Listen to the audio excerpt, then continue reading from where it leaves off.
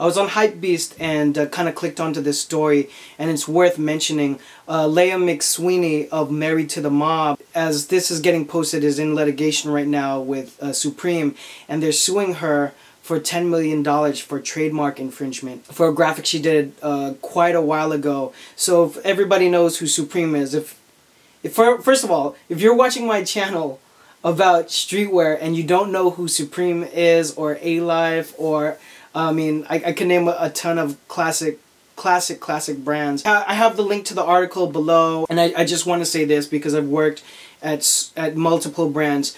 I think doing farce and doing like bites sort of is a big part of streetwear. I remember when Rick Klotz launched Fresh Jive, a lot of the I was drawn to a lot of the graphics. He did Tide, and he did it like Fresh Jive. He did a lot of different rips, which were actually very, very cool. And I was senior men's director at Ezekiel. A whole category of our graphics were rips from beer companies. It's something, there's something to be said that it's prevalent in streetwear. Now when I'm dealing with, I should also say at this point that I'm not a lawyer. So, you know, speak to legal counsel for any legal advice. I'll try to get people to kind of really lean towards creating their own brand and creating their own look. Nike's annual revenue sales trumps all of what streetwear does, like all together, like probably all the brands added up. Nike kills, so it's kind of unfair to use them as an example, but Nike is a corporate company, but Nike is fucking awesome. Their design and aesthetic, function, and production quality is unmatched. But as a brand that's taken very seriously, they never do rips. They never really do bites. And that's kind of my analogy that I use there. Being on the executive side of running a brand, I just know personally I like to deal with as little lawsuits as possible. So even if it's a startup company, I like to suggest that you come up with original styling, and that goes back to my original ideology, which I've done videos before on creating an original logo, an original word, an original sound.